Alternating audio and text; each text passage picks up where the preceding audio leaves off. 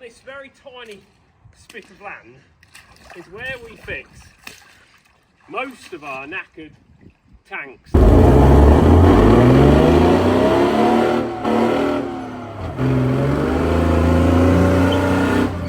And I'm sick to death of paddling around in all this shit. So now I'm going to show you how to landscape badly.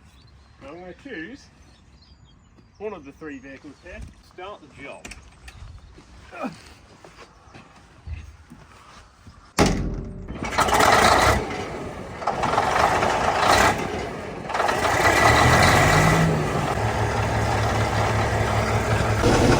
noisy in here. This town is absolutely massive.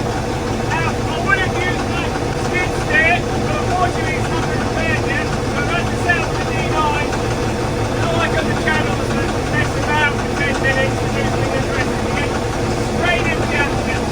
Look, 10 lights for D9 while the battery's off, the skid's off.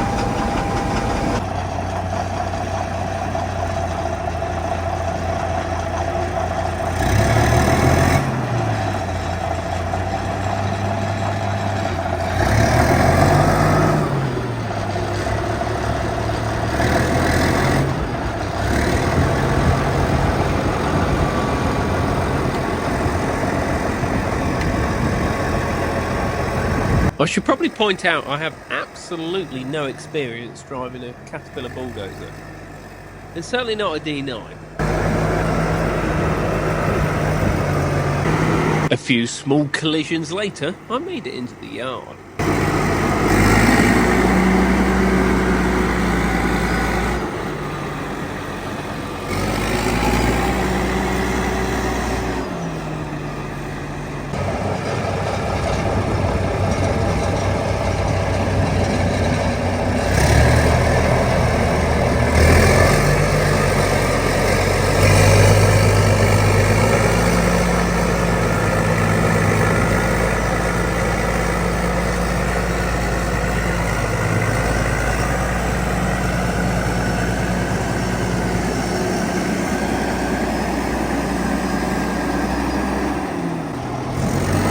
I'm not sure about Ted, but I certainly was having a great time driving this. Been waiting to drive this since I bought it, but the weather has been awful.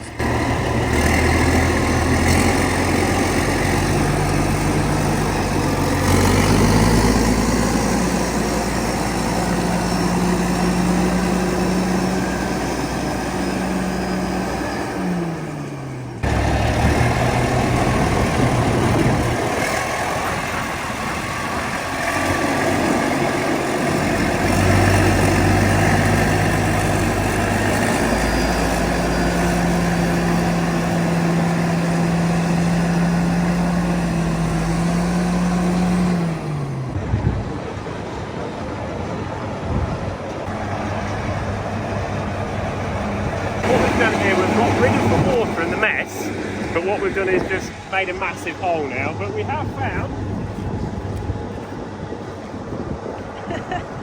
lovely dry mud under all that water. So what I need now is to fetch some hardcore around here and move some of that mud about a little bit. Come on, Pooh, let's go find another machine. So we are working outside today, so I will apologise about the wind noise. What? I was trying to film the soil. When? Just there. A quick change of pants later, and it's time to press on. It's just like a brand new machine, except it's got no windows at all, and everything's worn out. That bucket is absolutely mint.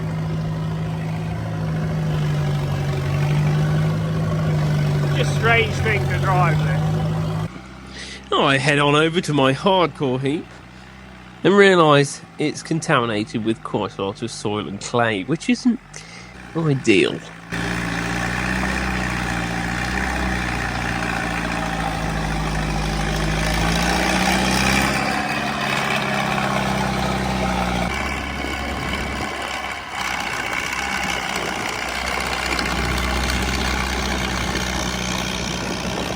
I chucked the hardcore over the wall, and then, after an excruciatingly painful 25 feet drive, which took about 40 minutes in the cat, with no teeth left in my skull, we were back round to dig away the wet.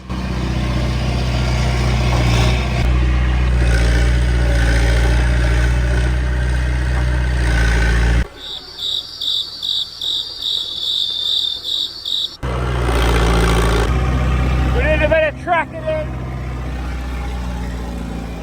We're making more electricity than most Tesla charge points.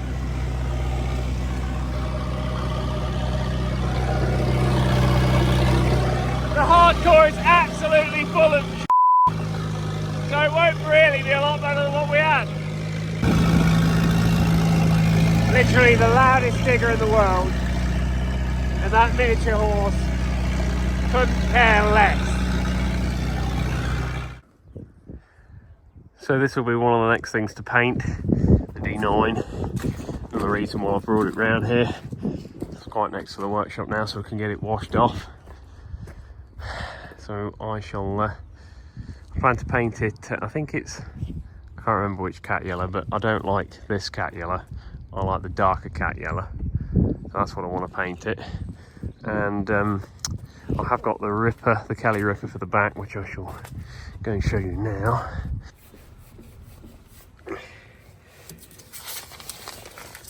And that's the back plate for it, so that'll need taking off, painting, sorting out, identifying as a phone.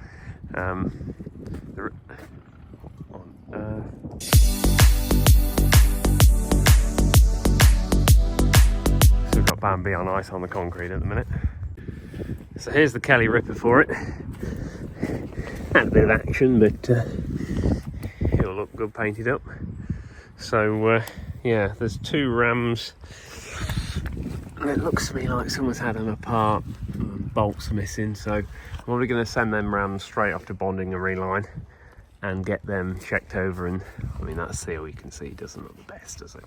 Get them sorted out before we even try and fit it, and just straighten a few things out. But look at the size of this thing. Now it's the same thickness as the frontal armour on a Centurion tank. This is what it will look like when it's fitted, or shall I say probably a little bit more like this one here, but less old. Anyway, I was going to do a video on the Centurion tank, but I got sidetracked and I went over to see my mate Matt, who's playing with his Bugatti. So on these old Bugattis, you have to prime the fuel tank to make a vacuum so it actually sucks the fuel into the supercharger before you start it. Well, I thought that was a bit different. No fuel pump. I think it was also one of the first cars to have aluminium wheels, and these wheels, the drum was actually part of the wheel itself, so in the race you could take the wheel off and it changed the drum as well at the same time, and also helped with the cooling.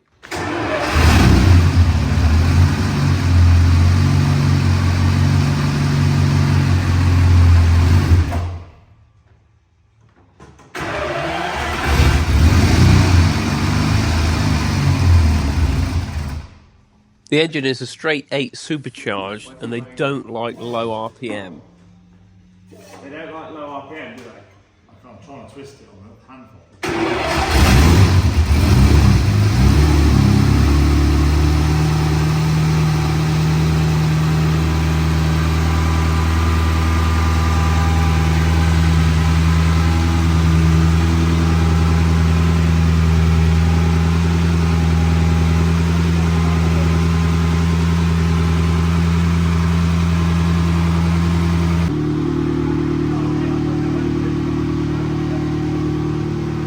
Matt plans to race this car at the Goodwood Festival of Speed, which will be pretty interesting.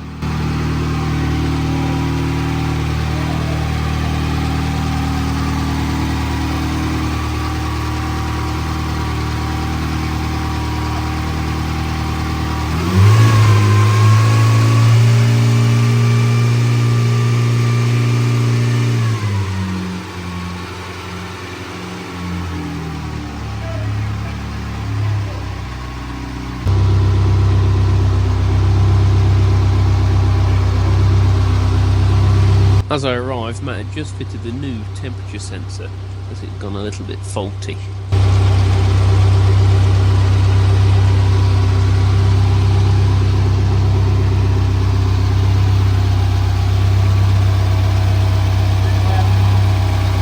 But then it was time to go and resurrect the Land Rover. So this is a Land Rover Series 2A 6x6, proper 6x6, not a dead axle, with a 4-cylinder petrol, and it has been stood for about 2 years, and we're going to have a go at flashing her up. And this will be for sale if anybody is interested. Quite a nice and unusual thing, and it definitely won't take a lot of getting on the road, and bear in mind it is MOT and tax exempt.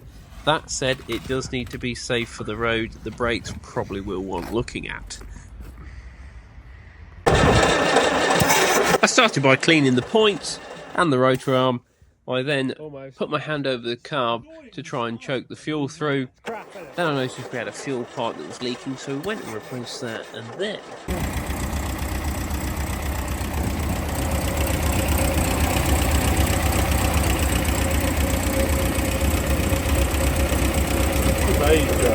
She is without... Landrover number 2 buddy. That was a lot easier than the last one. It's got lights. No clutch! Oh! Oh, we should have checked that first. Gone straight to the floor? Yeah. Oh. Don't stand there, Dan. So we've just bled the clutch. Does it work? Have we? Oh, yes! Go on, try it. Oh, yes! Right, let's take the jump pack off. 1 minute. Here we go.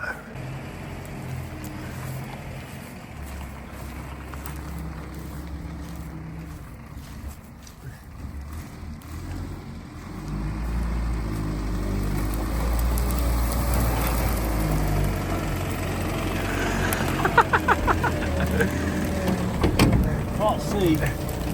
You're going well.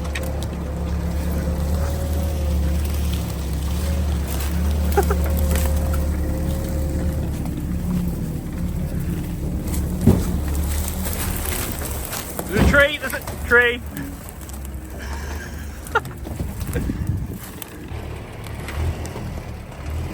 You're out. Little darling.